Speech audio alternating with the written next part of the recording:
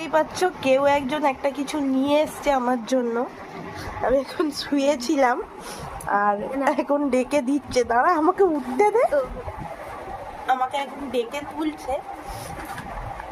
বাইরে এতক্ষণ কি করছিল ব্যাগপত্র নিয়ে গিয়ে। হ্যাপি মাদার্স ডে মা। পাটা দেখি, থ্যাংক ইউ। পাটা দেখি একটু। বাবা প্রণাম করতে হবে না, দেখি ওই সোনা। দেখি তো কি এঁকেছে আমার সোনাটা।